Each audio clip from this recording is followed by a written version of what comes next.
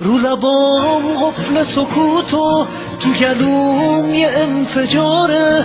کسی از حال دل من این روزا خبر نداره. زیر پرده های سانسور توی این شهر نفس بر، من هنوز معتقدم که رو به رو فصل بهاره.